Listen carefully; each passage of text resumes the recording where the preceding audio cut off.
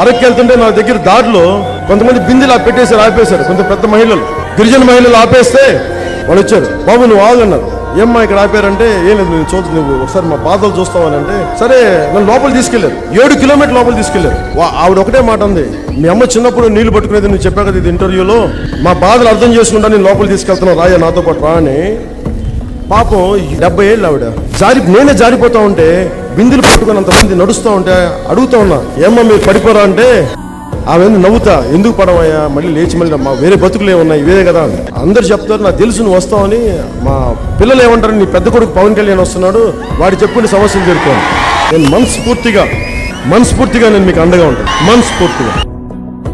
ఇప్పుడు కూడా రాలేదు, ఇదిగో మహానుభావుడు కాబట్టి వచ్చినాడు. నిజంగా ఏమన్నా చేస్తాడంటారమ్మా? చేస్తారు, ఇతను చేస్తారు, నాకు నమ్మకం ఉన్నది. చేస్తారు, ఇతను చేస్తారని నాకు నమ్మకం ఉంది. కొనిదల పవన్ కళ్యాణ్ అనే నేను నా కోరిక ఏంటంటే నేను మారుమూల అరకులో ఇంకా డోలీలు కట్టుకునే గర్భిణీ స్త్రీలను తీసుకొస్తారు. అది పోవాలి.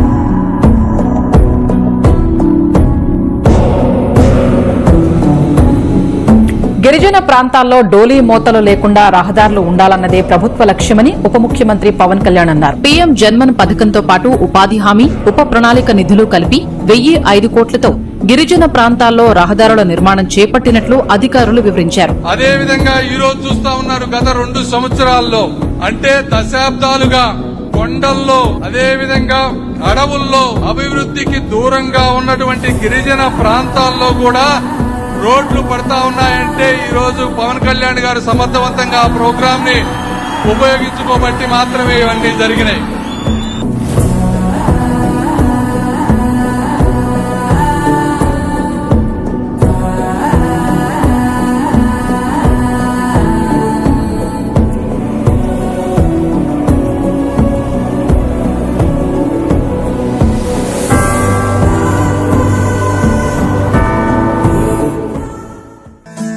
స్వాతంత్రం వచ్చాక తొలిసారి గిరిజన గ్రామాల్లో విద్యుత్ వెలుగులు వెరజమ్ముతున్నాయి. అదో మారుమూల గిరిజన కూడా చుట్టూ దట్టమైన అడవులు, ఎత్తైన కొండలు. అక్కడికి ఇతర ప్రాంతాల నుంచి మనుషులు చేరుకోవడమే కష్టం. అలాంటిది ఇప్పుడు విద్యుత్ వెలుగులు ప్రసరిస్తున్నారు. డిప్యూటీ సీఎం పవన్ కళ్యాణ్ హామీ ఇచ్చినట్లుగానే ఆ గిరిజన గూడెం కరెంటు కాంతులతో వెలిగిపోతుంది. మాకు ఎంతో కనబడుతుంది. ఆ వెలుతురుతో మాకు కరపుల్లలు తెచ్చుకుంటున్నాం, నీళ్లు తెచ్చుకుంటున్నాం, మా పిల్లలకి బడి చెప్పుకోం. చిన్నతరం నుంచి నైట్ అనేది మాకు తెలియదు. తమ ఇళ్లలో విద్యుత్ బల్బుల వెలుగులను చూసి వీరు ఆనందపడుతున్నారు.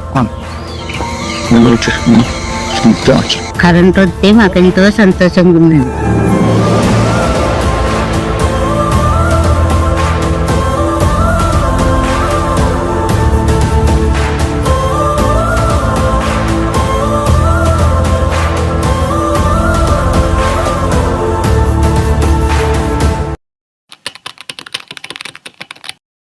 ప్రకృతిని పాడు చేయకుండా, ప్రకృతిని ధ్వంసం చేయకుండా ఇది మీరు గొప్ప టూరిస్ట్ కేంద్రంగా పెట్టండి. ఒక కాశ్మీర్లా తయారవుద్ది. ఇక్కడ కాశ్మీర్కి ఉత్తర భారతానికి వెళ్ళక్కర్లా, మన ఉత్తర భారతానికి పారిపోకర్లేదు ఎక్కడో కాశ్మీర్ చూడటానికి.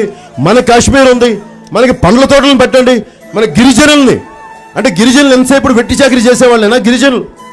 మన అరకు మన్యం ప్రాంతానికి అన్యాయం జరిగితే పవన్ కళ్యాణ్ ఉంటాడు, జనసేన ఉంటుందని చెప్తా ఉన్నాను. ఈ రోజున ఎటు చూసినా యువతకి అవకాశాలు లేవు. బయట పేపర్లు ఏమొస్తుంది, పాడేరు యువత, అరకు యువత ఎక్కువ మంది ఏం చేస్తున్నారు, కూర్చోబెట్టి గంజాయిలకి వెళ్ళిపోతున్నారని చెప్పి ఒక తప్పుడు ప్రచారం చేస్తా ఉన్నారు. పాడేరు దగ్గర నుంచి మనకి ఎక్కడ వచ్చినా సరే యువతరానికి ఇప్పుడు ప్రతిసారి ఏమంటారు, గంజాయి సాగు యువత వెళ్ళిపోతున్నారు సార్ అంటారు. గంజాయి సాగు చేసేస్తా ఉన్నారు, తక్కువ డబ్బులు అంటే నేను యువతను ఎప్పుడు తప్పు పడతాను. మీరు ఉద్యోగ అవకాశాలు కల్పించకపోతే, మీరు అడ్డగోలుగా దోపిడీ చేస్తూ ఉంటే, యువతకి ఉపాధి అవకాశాలు కల్పించడం ఎలా బతికేది? ఎలా చదువులకు ఉద్యోగాలు లేక కుటుంబాలను పోషించాలి, కష్టపడాలి, ఉపాధి అవకాశాలు కల్పించాలి. చెప్పినట్టే అరకు చలి ఫెస్టివల్, అరకు కాఫీ ప్రమోషన్స్ లాంటి వివిధ కార్యక్రమాల ద్వారా గిరిజనులకు ఉపాధి కల్పిస్తుంది.